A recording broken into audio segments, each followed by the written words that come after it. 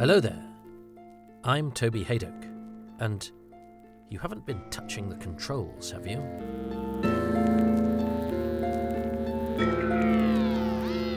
Welcome to Too Much Information, which aims to tell you the who, what, and when of Doctor Who, a television programme about things going wrong, but actually isn't that what makes life exciting? Whether you're discovering the episodes for the very first time, or you know your Dr. Quinn from your planet Quinnis, then you're extremely welcome on this odyssey behind the scenes, which aims to go through the series one episode at a time. In this edition, it's an instalment created out of many of the ingredients that have blighted Doctor Who over the years, yet which, somehow, seem to be part and parcel of its brilliance. Lack of time, lack of money, and hasty improvisation with scant resources. So join me, Toby Haydock, as I give you the who, what, and when of Doctor Who, the edge of destruction. Or have you clocked that we might be in trouble? First broadcast on the 8th of February 1964 at 5:15 p.m.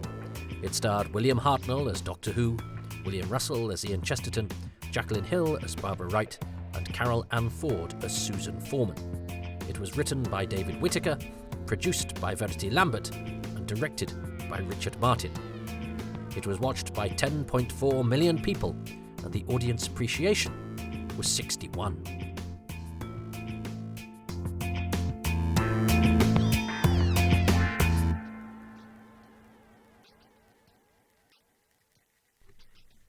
A mighty explosion rocks the TARDIS, knocking the entire crew unconscious.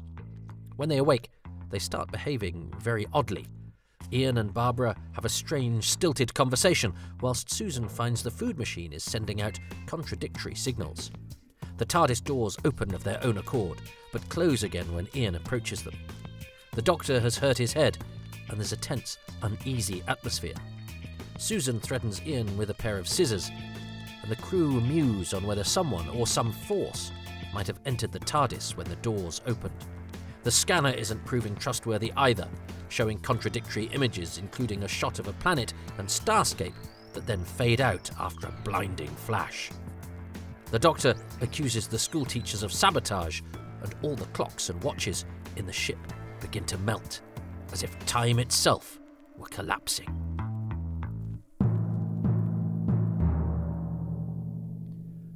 The when. 16th of October. BBC Head of Programmes Donald Baverstock issues a memo indicating that he will only commit to 13 weeks of Doctor Who, despite the initial planning and indeed some trade announcements that this will be a year-long series of serials. The budget, particularly that for the TARDIS set, has alarmed him somewhat. At this point, script editor David Whitaker has a roster of 3 serials on the schedule: the first 4-part story, Part 1 introductory, 3 parts cave peopling, Terry Nation's 7-parter featuring the Daleks, and John Lucarotti's A Journey to Cathay, which will become Marco Polo, which is also scheduled at 7 episodes. 4, 7 and 7 into 13 won't go. Baverstock's memo is really very late in the day, and the numbers he requires don't tally with what the team have ready to go. 22nd of October. Head of Planning Joanna Spicer holds a meeting with Head of Drama Donald Wilson, Forward Planning Manager John Mayer, Producer Verity Lambert, and Head of Visual Effects Jack Kine, and others, about the practicalities of the new series, which is to debut in just 1 month. With 13 episodes only required initially now, and these needing to come in at a budget of around £2,500 each, the team needs something that they don't currently have, because what they do have is those first 3 stories, and Robert Gould's Minuscules adventure, which is coming in at 4 episodes, Anthony Coburn's Robot story, which is 6, Malcolm Hulke's 6-part Hidden Planet tale, Terry Nation's 7-episode The Red Fort, and a 4-part science fiction story as yet undecided. As a fallout from this meeting, it is decided that rather than truncate anything currently being planned or worked on, the most convenient solution is to utilise the person best placed, in terms of practicality and understanding, and most expedient, script editor David Whitaker, to write a 2-episode story which will be a killer of a commission for an outside freelancer at this stage. For financial reasons, using only the existing TARDIS set for this pithy adventure is also deemed to be necessary. Richard Martin, not yet attached to direct the serial, has some ideas about the phony science that can be used to explain the TARDIS, which might well be useful for the contents of this serial, were they not utterly bonkers and sensibly not incorporated by Whitaker into his episodes. 1st of November. And so, sometime between Baverstock's commitment, or lack of, and today, a solution has been found to this numerical problem, and slotted in after the Caveman story and Terry Nation's Dalek script is now to be found a third serial, by Whitaker, called Doctor Who Inside the Spaceship. The director assigned is Paddy Russell. Paddy is a constriction of Patricia, and Russell is one of the BBC's few female directors. She has science fiction clout and no shortage of formidableness, having assisted and sometimes scrapped with the legendary Rudolph Cartier on his 1950s Quatermass productions. The amended version of Donald Wilson's promotional document from the 30th of July is put together by Lambert, listing just the first, potentially at this stage only, 3 adventures for Doctor Who, the last of which is described as Doctor Who and his companions find themselves facing a terrifying situation within the ship itself. 21st of November. A memo is issued to many concerned parties that the recording of every scheduled Doctor Who episode from Part 4 of the first Dalek serial onwards will now be bumped a week, thanks to the need to re-record that serial's opening instalment. It is also on this day that David Whitaker writes to Donald Wilson his concerns about the cast, and particularly Jacqueline Hill. With uncertainty about the show's future, they are looking for work beyond it. It seems that as a result of this, and perhaps Wilson's faith in the show as well, that Wilson persuades Baverstock to grant the series a further run of 13 episodes at around this time. And so Whitaker's two-parter doesn't end up as the last ever Doctor Who story. How this affects Whitaker's scripting is anybody's guess, but originally, could the ship, after its misbehaviour, have ended up back in London, 1963 at the end, and thus concluded a very short adventure in space and time for Doctor Who, Ian Chesterton, Barbara Wright and Susan Foreman? Who knows? It's a busy day for the team, as today the press conference to launch the series is held at 5 p.m. in room 222 at the Langham, a BBC-owned building opposite Broadcasting House in London's West End. Wilson, Whitaker, Lambert and the 4 regular cast members are all there. 2nd of January 1964.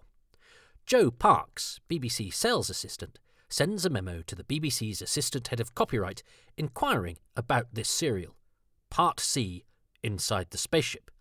Such is its murky development that they initially note that there is no 2-part serial, nor one with this name. It is then noted, on the 13th of January, that Verity Lambert will be signing this off as an SCTP, a staff contribution to programmes, which requires some paperwork and reference to the Writers' Guild, as it is not done for script editors to commission themselves, apart from in the direst emergencies. Consequently, Lambert refers this to J.V. Beasley of the Establishment Department. 6th of January, 1964. Associate producer Mervyn Pinfield is now slated in to direct this third serial.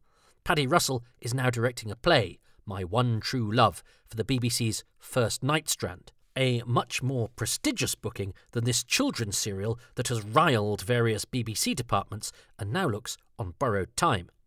And this serial looks to be an in-house job now out of necessity, to be directed by its associate producer and written by its script editor. One of those would be acceptable if bred from necessity, but to have both smacks of disaster, or at least the brink of it. 7th of January. The production takes a step away from that brink as young Richard Martin, who has just celebrated his 29th birthday on the 3rd of January, and will shortly go into studio to record the last episode of The Daleks, on the 10th of January, having successfully completed episodes 3 and 6 of the serial in the preceding few weeks, is now deemed worthy of slotting into the director's chair for this serial. Donald Wilson sends Donald Baverstock a memo containing synopses of the next 3 stories due into production. First up, Inside the Spaceship. Then, Marco Polo, to be directed by Waris Hussein. And finally, The Hidden Planet, by Malcolm Hulke, to which no director has yet been assigned. 13th of January. Just 3 days after finishing work on the Dalek serial, and 2 days after the broadcast of its 4th episode, yes, that's right, the team are currently only recording 3 episodes ahead of that being broadcast the very next day. And Martin is back on the shop floor, helming rehearsals for this new serial's first episode, The Edge of Destruction, at 239 Uxbridge Road, the Army Drill Hall. It's a technically less complex production than the last story, but it does mean that the action rests entirely on the 4 lead actors. Joe Parks, today, is notified by phone that this will be a commission that has been run by the Writers' Guild. 16th of January.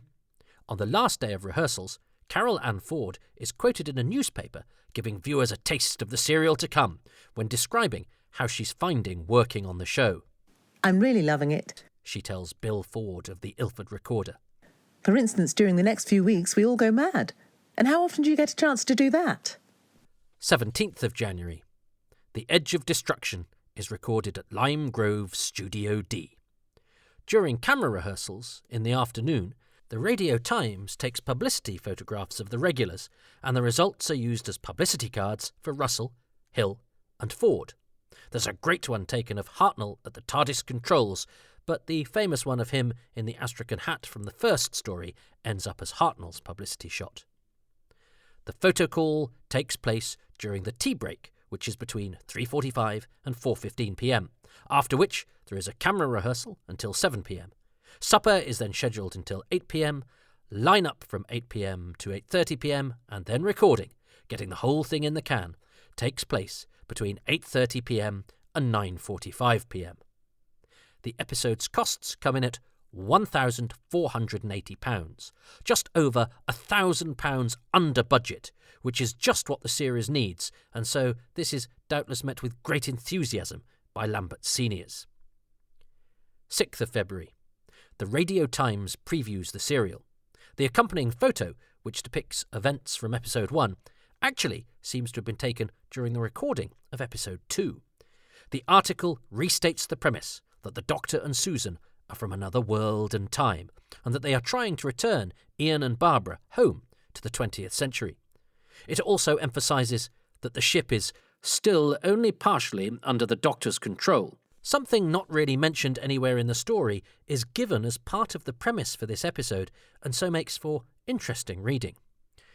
Doctor Who has decided to experiment with the ship's guidance system in a desperate effort to regain his bearing. He juggles with a new combination of levers, there is a violent explosion, and the ship stops dead. This text, which is probably written by Whitaker, maybe echoes an earlier or developing aspect of the final story, or perhaps it's just a piece of enticing hyperbole. It certainly ends on a spooky note. Has the open door admitted a 5th presence, unseen, but nonetheless powerful? As viewers will see, the answer to that enticing suggestion is, no, it's a stuck button. 8th of February. The Edge of Destruction is broadcast on BBC television. Its 10.4 million viewers constitute the same number that watched the previous instalment of Doctor Who, the last episode of the Dalek serial. The audience appreciation is 61, lower than the last 5 Dalek episodes, but higher than that story's first 2 and all episodes featuring cave people.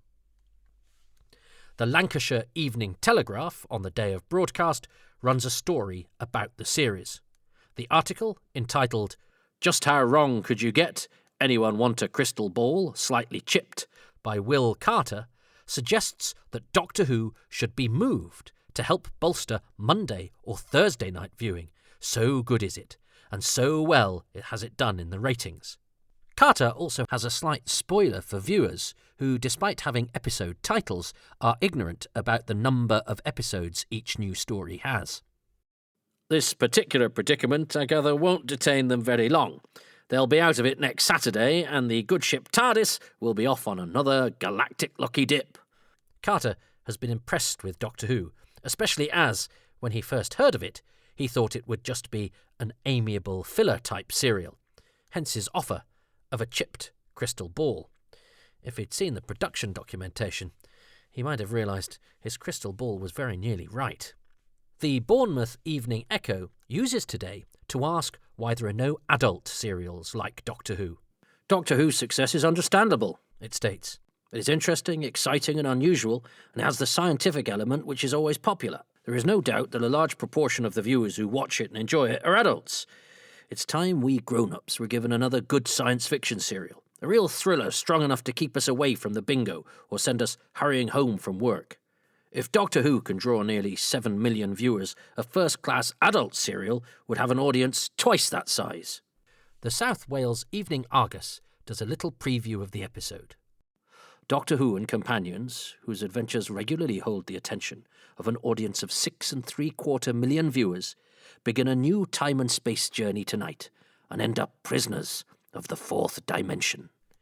Note that the viewing figures being trotted out in these articles are a bit low and behind the times, but certainly seem to be as a result of some kind of official release. As the Wolverhampton Express and Star says today, though they have left the Thals and the Daleks behind, the crew of the BBC spaceship TARDIS have further troubles ahead of them. In the next episode of Doctor Who, which has been commanding an audience of nearly 7 million viewers, the time travellers fail in their attempt to re-enter the 20th century. The TARDIS develops a fault. Doctor Who is unable to correct it, and he and his companions are becalmed in a time vacuum as prisoners of the fourth dimension. 10th of February. Whitaker is given formal clearance to write the story. Good job too, as he already has, and the first part has been on telly. A memo from J.V. Beasley, establishment assistant, to Verity Lambert approves Whitaker to write the 2 episodes, which the handwritten note call Inside the Spaceship, for a fee of 250 guineas per episode, or a total of £525. 12th of February. The BBC Programme Review Board convened to discuss the latest programmes, and head honcho, controller of BBC programmes Stuart Hood, expresses the opinion that the scene in which Susan brandishes the scissors and then stabs her space bed with them digressed from the code of violence in programmes. Doreen Stevens, head of family programming, is not an entirely objective objector to the episode. The family programming department is newly formed out of what had been children's and women's programmes, and its operatives feel that Doctor Who should have been under their jurisdiction all along, not that of the drama, series and serials department. So it is no surprise that Stevens also makes her dislike for the scissors scene known. This results in a few harsh words for Lambert, who learns not to use such imitatable violence again. 17th of August, 1967. The episode is cleared for wiping today, although copies survive at BBC Enterprises, including an Arabic dubbed version of both episodes of the story and a Spanish version of this episode, The Edge of Destruction. The series has been available in Spain with episodes entitled La Edad de Destrucción, translation The Age of Destruction, and Al Borde de Desastre, At the Edge of Disaster.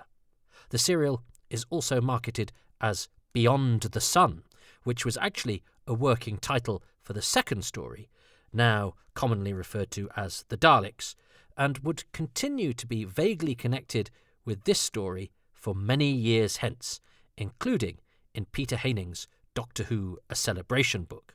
22nd of November 1978. An extract from the Arabic dubbed version of the episode is shown on the BBC programme Nationwide. The What? Let's start with the title. Yes, it is largely called Inside the Spaceship on documentation, although it's just called Serial C on the scripts, which as titles go isn't much worse. But as this podcast is brought to you by someone who learned his Who in the 1980s, as far as too much information is concerned, the story we are talking about is called The Edge of Destruction, for that is how it is known on the books and videos and DVDs of the story. It was occasionally suggested in early fan lore that this was an AKA Beyond the Sun, but that title, as we learnt in previous episodes, was an alternative for the first Dalek story. Is there a right or wrong answer, therefore? Well, it's whatever you want to call it, of course. But we all know what we mean, whether we call it Inside the Spaceship or The Edge of Destruction. So let's not start an argument, or one of us might reach for the scissors. You never know.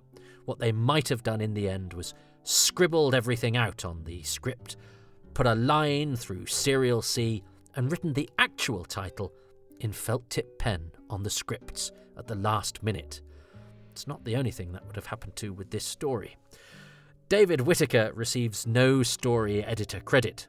This is because the Writers' Guild of Great Britain took a dim view of script editors commissioning themselves. This potentially denied other writers' work, of course, and made an act of nepotism positively masturbatory.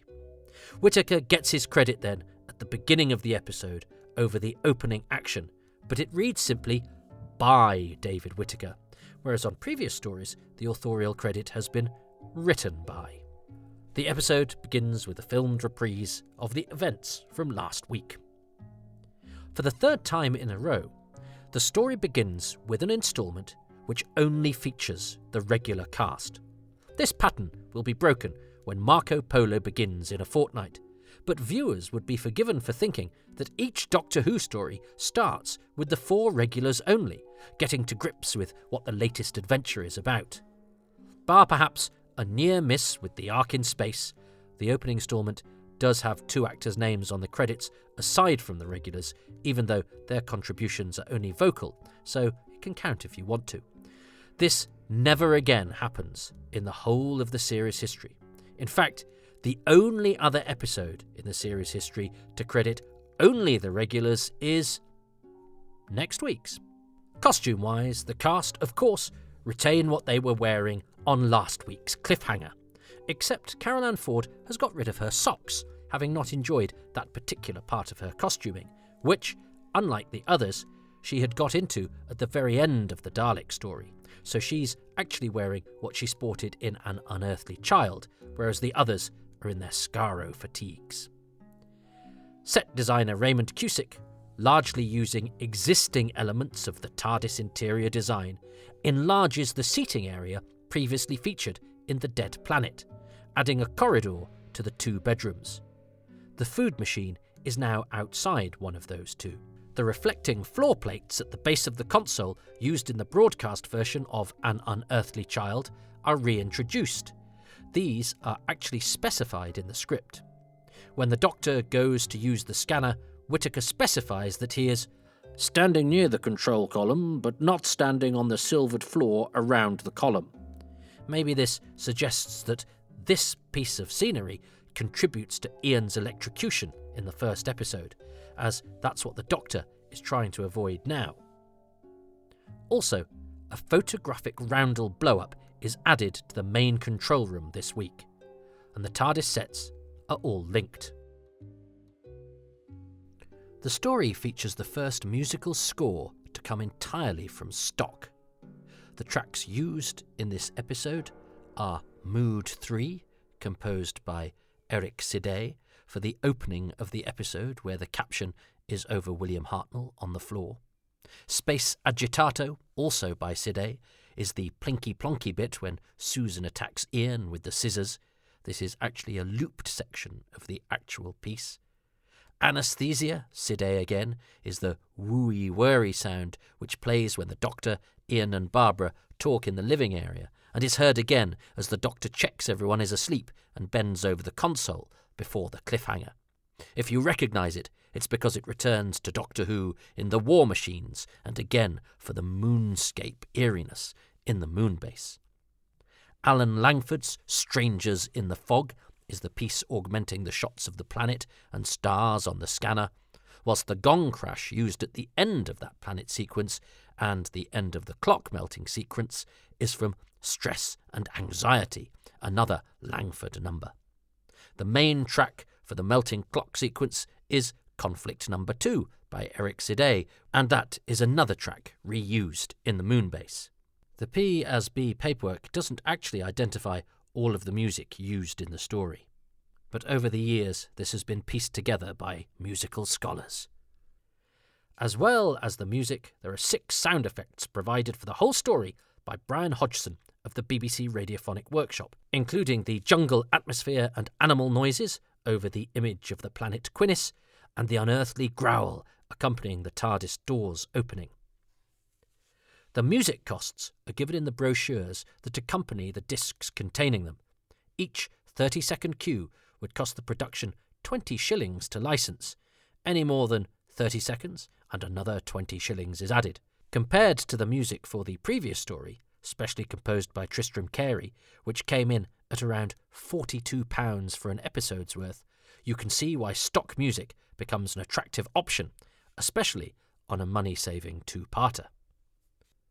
In the script, when Susan wakes and looks at Barbara, the instruction is that the camera should focus and defocus on Barbara's face from Susan's point of view. The director does not take the script up on this suggestion. When Susan pulls away with a headache, Barbara was to examine her, despite Susan's request for her not to, and to say, "You look all right." "You're working late tonight, Miss Wright," says Ian when he wakes up. This seems to be an echo of their first exchange at the show's very beginning. "Oh, not gone yet," he says there. When Susan is in her bedroom, the script makes a request that isn't fulfilled now, but is an idea that will be used in future episodes.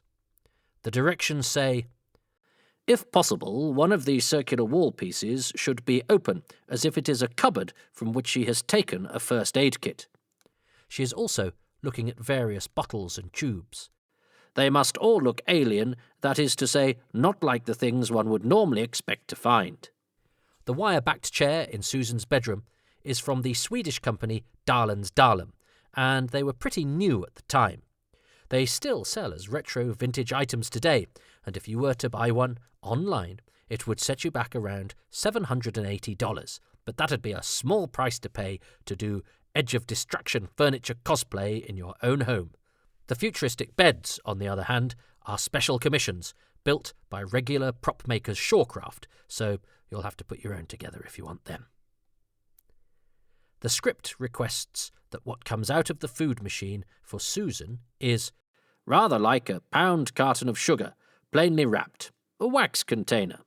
The script also requests a shot of dark corners when Susan gets a little agitated. This request for the camera to look into the ship's dark corners happens again later, but it's not a motif the director decides to go with. When Ian asks the women if they were responsible for the doors closing, the script has Susan say, "We're both down here. but this is replaced by the slightly creepier, We haven't moved." The script is all about the roundels in Susan's bedroom again. There aren't any in the finished episode. This teenager's bedroom's walls are very plain. She presses a switch and 3 of the circular wall pieces descend and a wall bed is revealed, it says. It also wants the camera to focus and defocus on Ian as it had done on Barbara earlier, but once again, this doesn't happen. The chief deviation from the script is that, in the scissors sequence, Susan holds them, takes a step, and then she drops them before falling unconscious along the bed. She does not scream like a madwoman and stab her bendy space bed with them, so this must have been worked out by the actors and the director downwind of David Whitaker. After this sequence, there is a recording break. The recording then picks up with a close-up shot of the scissors to signify the passage of time. The Doctor's line after the recording break, in which he supposes that the ship must have put them down somewhere, is not in the script, and so is a late addition. The scene was supposed to begin with Barbara asking where they are, which is now a rejoinder to this new opening line. In the script, Barbara was to say, No. when the doctor asks if she has been touching the controls, but Hill opts for a more powerful, silent reply, simply walking away from the old man. Good choice. There's a mix-up. When Ian has asked if an animal or a man could have got into the ship, he says them the other way round than they are in the script. Hartnell declines to give Hill the chance to finish her line. She is supposed to suggest an intelligence before he comes in with his observation that this isn't logical. So she says it after his interruption, which means he has to repeat his line, but with a "as I said" in front of it. Hartnell's line about being very patient with her is an addition too, and it's fair to say they're all circling around what is on the page here, rather than charting the exact course of the writer's words. Most of Hartnell's young man's to Ian are additions as well. There is a recording break after Ian joins the doctor at the fault locator, with the break used to capture the instrumentation blurring from the doctor's point of view, which then becomes the end of this sequence. The food machine is then taken down and removed as it is no longer needed. Anything to expedite home time. Recording then begins again properly in Susan's bedroom. In the bedroom scene, the script wants us to show that Susan has the scissors sequestered in her hand before the dialogue begins, but this doesn't happen. Barbara takes the scissors off Susan much earlier in the script. After she's told her to give them to her, she wrests them from the teenager. In the episode that we have, though, the tension is maintained for longer, with the dialogue played out alongside the scissor brandishing. After the bedroom scene, there's another recording break, this time to reposition the cameras. The programme gets rather meta when the TARDIS scanners show the English countryside, accompanied by some birdsong, with the Doctor stating that it is just a photograph, which in reality is just what it is. The next photograph is of the planet Quinis, which gives viewers a tantalising suggestion about previous adventures had by the Doctor and Susan that we have not been a party to. The possibility of off-screen adventures is one that will expand the series canon, let's say, quite a lot in future years. Susan was meant to say that it was 6 or 7 journeys back, but on screen this is reduced to 4 or 5. The sequence of the planet on the monitor is specified in the script as being Earth. The starscape was to fade to a blank screen before the explosion/blinding light, but this doesn't ultimately happen, and the planet clearly isn't Earth. The planet shown on the scanner is also seen at the end of the Space Museum, representing Skaro. It's possible that the same sequence of images is also used at the end of Galaxy 4 to illustrate Kemble, as the script descriptions are very similar. It reads, "We feature 1,000,000 stars." Well, it actually says starts, but they clearly mean stars. Then, a closer shot as a planet is isolated. Mix. Shot of the chosen planet. As this is specified as a photo caption, and they haven't been averse to reusing this planet, it is not unreasonable to guess that we might see it again there. There's a great stage direction for when the Doctor accuses Ian and Barbara of sabotage. So far, the Doctor has been pleasant, if sarcastic. Now he stiffens and his eyes gleam malevolently. And it's fair to say, Hartnell does what is required. Unfortunately, then, when he accuses them of knocking him and Susan unconscious, it is he who is on the brink of disaster, and he doesn't quite manage to get the words out. In Barbara's excellent speech, the Doctor's rhubarbed interjections, and Barbara's point that the heroism the teachers did on Skaro was not just for them, but for him and Susan as well, are additions to the script. Before Barbara was to react to the melting clock, Susan was intended to tell her grandfather that Barbara is, in her big speech, talking sense. In the end, it looks like this would probably have held up the action, so Hill goes straight from her chastising into her horological fear. So Ford only gets to approach Hartnell without time to get a line out. The close-up of Ian's wristwatch is not a close-up of William Russell's wrist. It's camera 4, doubtless trained on a crew member. After Barbara has thrown her watch away, Susan was to have a line accounting for what they've just witnessed. We're somewhere where time doesn't exist. When nothing exists except us. Interestingly, when there is a young man in the script for the Doctor, when he's telling Ian there is no time for manners, Hartnell decides not to use it. He was also to say that they are all poised in the cosmos, but he doesn't. The script wants Barbara to be wearing an attractive night robe, but Miss Wright instead opts for a black number. At the end of her chat with Susan, she closes her eyes to sleep, but in the script she sits on her bed. Suddenly she looks about her. She is conscious of being alone. The stage directions for the final sequence of the episode have the Doctor muttering to himself, "That's all right," and "yes." The cliffhanger is described thus. Suddenly his head moves up. He is aware of something behind him. 2 hands come into frame behind the Doctor. The Doctor turns. See you of his face. Director Richard Martin instead decides that we need to have the mysterious hands around the Doctor's throat instead. The closing titles read, title music, Ron Grainer, BBC Radiophonic Workshop, dropping the "with thee" that connected Grainer and the publicly funded Wizards of Sound on previous episodes.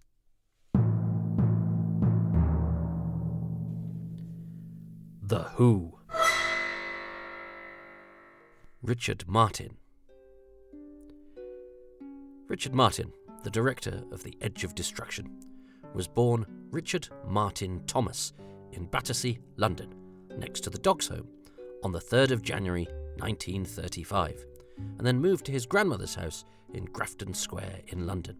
Said grandmother had been an actress, as had his grandfather, but they had forbidden Richard's father, Arnold, from entering the profession because, she said, he wasn't tall enough. So Arnold persisted, but only as a committed amateur. Arnold instead became a telegraphist and was an ARP warden during the war. He didn't get conscripted, as telegraphy was a reserved profession. Richard's mother, Mary, was a pianist and teacher who gave private lessons, and Richard and his 2 brothers Anthony and Malcolm, a fourth, the comedian Hugh Thomas, came much later, moved with the family from Clapham to Streatham and then to a flat in Denham, Buckinghamshire, which backed onto the film studios there. Their close neighbour in Denham was a young director called David Lean, who, for casting purposes, checked out the local amateurs. Richard's father was in the Ghost Train and caught Lean's attention because, according to Richard, Arnold was a good, talented actor. Arnold then went to Lean to read for a film. He was unsuccessful, but at this casting, Lean asked Arnold if he had children. He needed one for his upcoming movie, Brief Encounter. Richard, keen and precocious, and his elder brother, surly and dismissive of theatrical types, were seen, and Richard, unsurprisingly, ended up cast in the key role of Bobby Jesson in the 1946 film, which would become a classic. Brief Encounter led quickly to another big screen role for young Richard, as young Sam Donovan in Hungry Hill, 1947. In both films, he is credited under his birth name, Richard Thomas. Richard was educated at the prep school Gayhurst in Gerrards Cross, but was, and this is his own assessment, a dunce. He then went to the King Alfred School, Golders Green, and the teacher there, Renée Soskin, cast him as Oberon in A Midsummer Night's Dream in her open-air production, and then as Richard III and Hamlet, which he played aged 16. Soskin was well connected, and young Richard was introduced to Anthony Quayle, which led to Richard being hired to appear in the 1952 season at the Shakespeare Memorial Theatre, Stratford-upon-Avon, which would later become the Royal Shakespeare Company. Richard, at 17, started in the crowd in Coriolanus, but was soon playing Fleance to the Macbeth of Ralph Richardson and a Shape to his Prospero. The following year, he was, amongst others, the ghost of Prince Edward to Marius Goring's Richard III, and Stephano to the Shylock of Michael Redgrave in The Merchant of Venice. Here, he rubbed shoulders with another future Doctor Who director, Michael Hayes, and with the actor Bernard Kay, who he would go on to cast many times on television, including in Doctor Who in The Dalek Invasion of Earth. After 2 years, then, with the company, Glenn Byam Shaw, the director, dismissed him. He was told he was an experiment that hadn't worked, and packed off to Rep, where Richard, undeterred by this put-down, "I was very cocky," he says, feels he really learned the business. He went to Derby and then to Cleethorpes, where he had to learn how to act against the loud chiming every quarter of an hour of the clock next to the theatre. He worked at the Lyric Theatre Hammersmith, directed by John Gielgud in the Cherry Orchard, but it was at the Nottingham Playhouse for a couple of seasons where he really learned how to be an actor. He was also working with Bernard Kay again, and his roles included the key role of the battle-scarred Captain Stanhope in World War I play Journey's End, Florizel in A Winter's Tale, and Henry in Whitaker, which he played, according to the stage, as a neurotically intense, strangely old man. From 1958, he was ensconced at the Belgrade Theatre Company in Coventry, where the company again included actors he would employ in Doctor Who: Malcolm Rogers, Dracula in The Chase, Patrick O'Connell, Ashton in The Dalek Invasion of Earth, Jean Conroy, the young woman in the wood in The Dalek Invasion of Earth, and Kenton Moore, the Roboman extra at the beginning of The Dalek Invasion of Earth and later Noah in The Ark in Space. His roles at Coventry varied in size, as was the lot of any Rep player, but highlights included Gerald Popkiss in Rookery Nook and Charlie in Charlie's Aunt. Richard was unsatisfied with some of the parts he was playing, and faced with the prospect of transferring to London's Royal Court, playing a small part in Arnold Wesker's Roots, he asked Brian Bailey, the artistic director, if instead of transferring, he could direct. After one successful production, Bailey made Martin associate director at the Belgrade, and the two of them did a production of Never Had It So Good by future Doctor Who producer John Wiles, but during the run, Bailey was killed in a car accident. Richard directed a few more productions at the Belgrade in late 1959 and 1960, and then directed at the Guildford Theatre later that year and again in 1962. His production of Long Day's Journey into Night featured Ian Thompson, David Blake Kelly and Dennis Chinnery, all from The Chase, whilst Pier Master had Thompson, Kay and Moore again. The second half of his able production of The Spectators, according to the stage, had a vitality which offsets the artifice of the first. In the meantime, Richard had broken into television acting as well. He was in episodes of Ivanhoe, ITV Television Playhouse and Maigret between 1958 and 1961. He became the associate director of the Guildford Theatre, but wanted to work more on screen with the visual potentialities it provided for a director with his vision.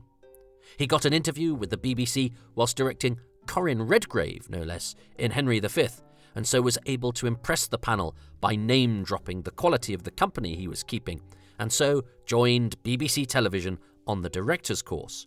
The corporation was actually short of directors, so someone experienced and from theatre was in the right place and the right time. One of his exact contemporaries on the director's course was the Keys of Marinus' John Gorrie.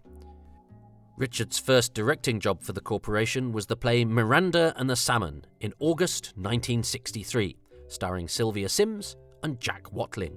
Richard's Doctor Who work has, of course, been covered elsewhere and will be looked at in detail in future instalments of this podcast, so let's concentrate instead on some of his other TV credits. 1965's The Big Spender was a thriller about a policeman trying to cover up a crime. Martin directed the first episode and several others, casting Peter Hawkins and Patrick O'Connell from The Dalek Invasion of Earth and Malcolm Rogers from The Chase, and indeed most things that Martin directed, to be honest, among others, including the actress Suzanne Neve, whom Richard had married, having worked with her in theatre. Quick Before They Catch Us was a 1966 series about a group of teenagers, played by the likes of David Griffin, Colin Bell and Pamela Franklin, originally chosen for the Dalek Invasion of Earth to take over from Carol Ann Ford, getting embroiled in adventures. Martin directed the first 4-part story, Power of Three, but thinks of it now as a bit of a disaster. The whole story was based around a real-life camera obscura in Bristol, found by some kids, which led them into adventures. but Martin was obliged to do the whole thing in Lime Grove without a camera obscura. It was to be the first of many run-ins he would have with a producer who disappointed him. Martin's habit of changing the script if he found it wanting did not go down well with William Sterling. "My answer was, if you don't like what I'm doing, do it your f***ing self," says Richard now. He went to Scotland to shoot Ransom for a Pretty Girl with Nike Aoriki and James Cosmo, a big break for the then young actor with a bright future ahead of him. Richard says that the BBC didn't really know what to do with him, and that he was difficult, and almost by default he was handed over to religious programming to make Strindberg's Easter in 1968 with Frank Finlay, Felicity Kendall and Dinsdale Landon, which became a high point for him. He left the BBC shortly after, though, to become freelance. He felt the serials department where he was placed was underfunded and rather looked down upon compared to plays, and this led to his dissatisfaction. Glenda Jackson asked Richard to direct more episodes of 1971's Elizabeth R., but he was unable to, as producer Roderick Graham had already allocated them. It was a job he was satisfied with the end results of, though. He was also happy with his work on 1972's Adam Smith with Andrew Keir, who had, of course, appeared in the big screen version of one of Martin's TV stories, The Dalek Invasion of Earth, and Janet Munro, getting a heartbreaking performance from the latter, who was, at the time, racked by alcoholism. "At my best, I was working closely with the actor and was able to anticipate and understand where they were going," he observes. In 1976, he worked on the David Nobbs play Ah, Mr. Wignall, which he directed adroitly and shot the play tidily, according to the Stage. As for his production of Watch All Night in 1980, using his London locations to underline Tess's isolation, Richard Martin's direction built on a slowish start to become fast-moving and full of incident, said one review. His favourite piece was Rose Tremaine's Findings on a Late Afternoon, which starred John Nettles and featured an appearance from a then little-known David Bradley, later to play William Hartnell himself. Richard's 1981 production was the first and only time I did what I was more interested in, dream sequences and emotional tangles as opposed to police cars. By a coincidence of personnel, The Brief in 1983 had 2/3 of its directing roster made up from the men in charge of The Edge of Destruction, as Martin and Frank Cox were both hired to helm the show. A self-confessed, expensive and time-consuming director, Richard Martin continued with a lot of television and had a long career, which continued into the last decade of the 20th century with All Creatures Great and Small. Producers by now needed directors who would finish on time and on budget, and, Richard says, "I can say with some pride, I did neither." And so he found himself employed less frequently at a time when he was also teaching at Mount View Theatre School. He presided over their course Acting for Camera for nearly a decade. By this time, he had no more contacts in the industry, and so he retired. He's still in touch with Malcolm Rogers, his Dracula from The Chase, that actor he used a lot. Richard says he was often accused of casting his friends in everything, and the cast lists of his programmes bears that out. He is still also married to Sue, and lives in happy retirement with several dogs and 2 vintage motor cars, an Austin 7 and an Austin Heavy 12, which he enjoys tinkering with. He's currently learning the mandolin, having found the guitar a bit big for his 87-year-old hands. "So you can say I'm a failed musician. In my youth I was a failed sculptor. There's a sculptural element in some of my most successful TV directing. There's a 3-dimensional element to it. And I've just finished writing a 6-part adaptation of Strindberg's Hemser Borner, which has only taken 20 years.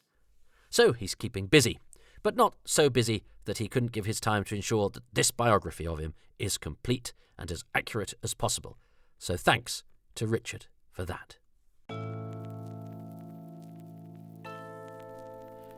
And so ends another episode of Doctor Who, and what a strange one it is. The onus is almost entirely on the cast, who act it in a number of distinctive ways.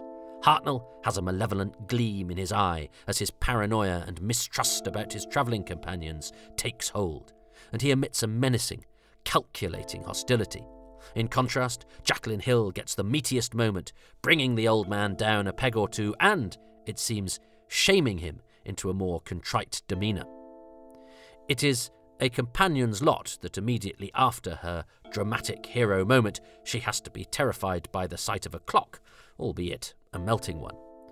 Carol Ann Ford floats around, channeling more unearthly aspects of the child she is often called to play, and her stranger, distant look, coupled with her occasional alien malice, makes her an unsettling presence. The scene with the scissors is deeply disturbing, if you're so inclined. There's some probably unintentional but nevertheless effectively giddy, wobbly camera movement in on her as she frantically stabs her bendy spacebed, and it's all strange and unusual and a bit alarming, especially as scissors are such a recognisable household object. Never mind a Yeti on your loo in Tooting Bec. How about a schoolgirl stabbing you to death with a pair of pinking shears in Finsbury Park? William Russell, too, adds to the weirdness by playing much of this with a detached, strange emphasis. Given how the story turns out, this must be either because the TARDIS is playing with his mind or he's had a bump on his head. But still, coupled with the shadowy lighting on the TARDIS interiors and the eerie, unsettling incidental music, all from the cupboard, then you have an ingenious interlude considering the options available to the production team and the haste with which this was put together. The stock music is so effective, with the track Anesthesia triggering all sorts of remembrances of science fiction-tinged unease. You imagine you've heard it everywhere. It is, like the best of Doctor Who, familiar but unsettling, a perfect accompaniment for a programme designed to scare us in the comfort of our post-tea-time haze. And, as we have observed, even though we have had chases through Paleolithic forests and machine creatures in metal cities, the audience is used to an opening instalment being one of very few answers and no supporting cast. So, to all intents and purposes, this could be the start of an epic adventure somewhere else. It certainly re-injects some of the uneasiness into the dynamic of the regulars, and ultimately, it's a mood piece. Although the script sets up the idea of a story, someone has broken in, there is a mysterious force controlling events within the ship.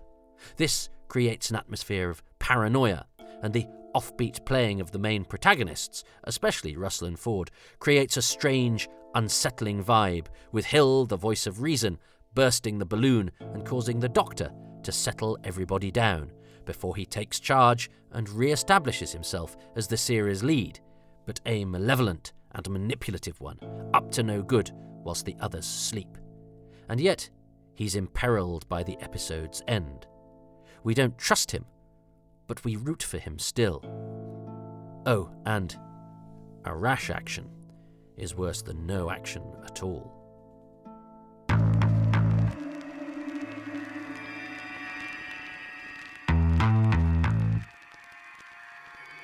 Doctor Who, The Edge of Destruction, featured title music by Ron Grainer, BBC Radiophonic Workshop. The designer was Raymond Cusick, and the associate producer, Mervyn Pinfield. Coming next, a series of explosions rocks the ship as it heads towards destruction, and the crew prepare for the end. That's next time on Doctor Who, Too Much Information. Next episode, The Brink of Disaster, or isn't that just literally another way of saying the edge of destruction? Too Much Information, The Edge of Destruction, was written and presented by me, Toby Haydock, with extra special thanks to Richard Martin, and thanks to Simon Guerrier, Mark Ayres, Richard Bignell, Steve Broster, David Brunt, Peter Crocker, Graham Kibble-White, Jim Sangster, Rhys Williams, and Rhys Williams' dad. Additional voices were provided by Chrissy Bone and Shirley Houston. The series consultant is Richard Bignell, and the music for this podcast has been specially composed by Wayne Shepherd.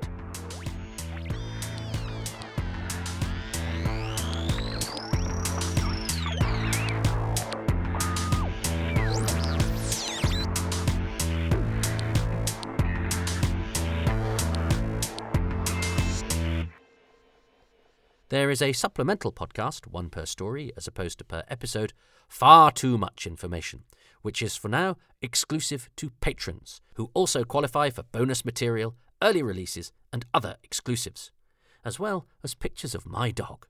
Patrons are also nearly 6 months ahead with my Happy Times and Places podcast, so if you want to hear writers Toby Whithouse and Peter Harness chipping in with contributions to the viewing of The God Complex and Kill the Moon, or a bunch of American schoolkids giving hope for the future with their assessment of The Return of Dr. Mysterio, then head over there right now.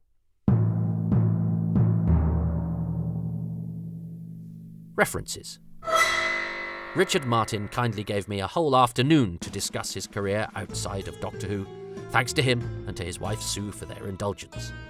I have consulted various reference works for this podcast.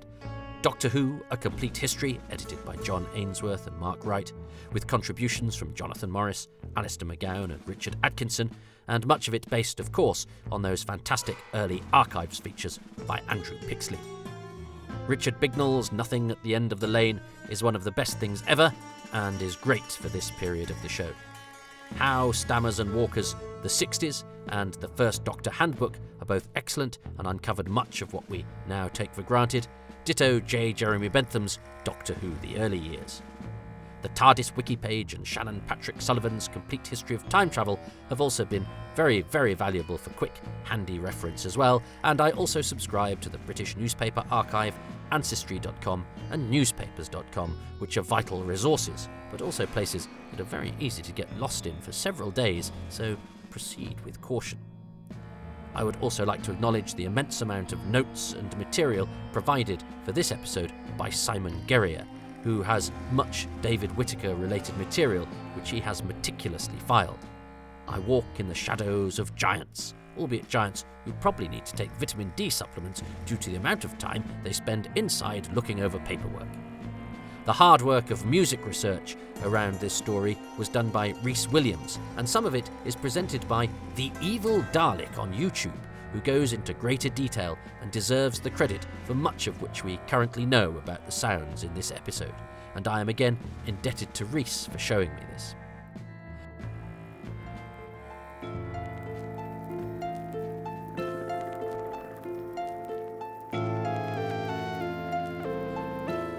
I would like to thank the many patrons who make these podcasts possible, and they include Stephen Moffat, Ruben Herfindahl, Adam Parker, James Bell, Lee Wakeley, Drew, Stephen Smith aka Dalek Fan, Risto Matti Saurillo, Peter Blackett, Andy Parkinson, Mark Sandham, Legion Henderson, Ian K. McLachlan, Joel Aarons, the glory-hungry Christopher Meredith, Sam Estirem, John Rumfit, Nathan Martin, Sam Hollingsworth, John Arnold, Shanti Day, Graham Knott, Murray Robertson, Jeff Sear, Andrew Nixon, Neil Little, Phil Mitchell, Mary Ann Plechetty, Ben Cook, Ben Cowdell, Chris Hyam, Fanman Sang, Brian Sinclair, Paul Gibbons, Pete Lack, Andy Bennison, Pete Burns, Peter Harness, Ronald Hayden, Rob Leonard, Richard Straw, Nick Tedston, Robin Bland, David Brody, Hugh Buchtman, Tim Burrows, Anthony Carroll, Phil Chapman, Ralph Chilton, Susan Christian, Steve Churchill, Mark Clues, Graham Cluley,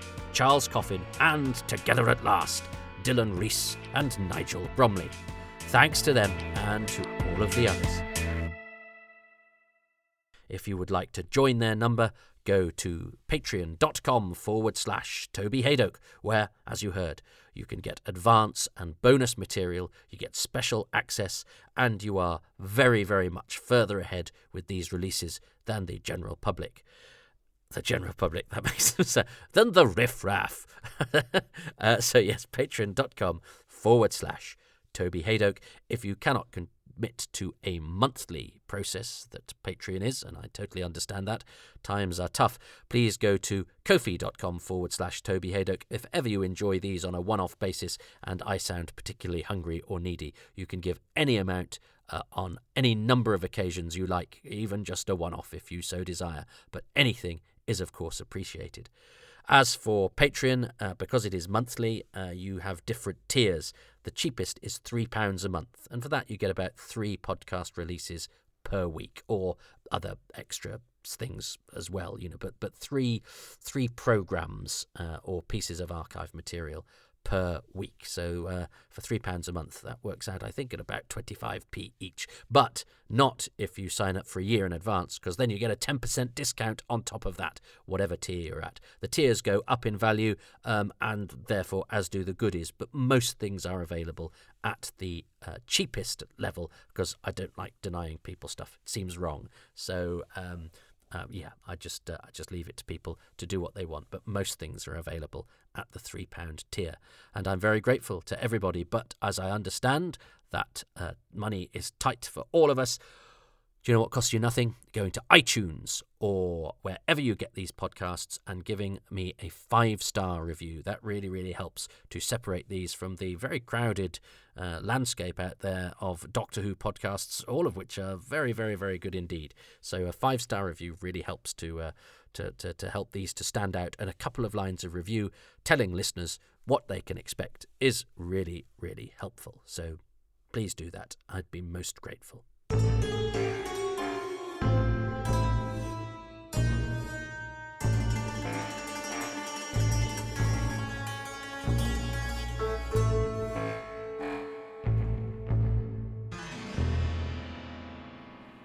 Come and see me do comedy every Tuesday at Excess Malarkey Comedy Club in Manchester. There's an archive online at twitch.tv/Excess Malarkey of the online shows that we did during lockdown, where we had comedians from all over the world. And so there's selected highlights there, twitch.tv/Excess Malarkey. And that's also where we do our monthly online Twitch show, which we've carried on doing, even though, hopefully, as I record this, there is not a trace of plague left in the world.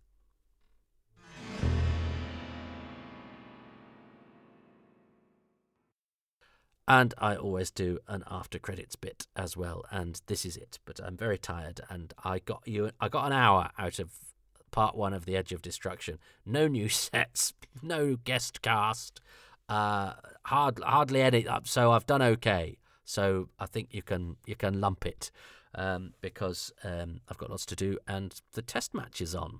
I'm recording this a mid-test match in order to get it out on time. So go away. In the nicest possible way. How's that?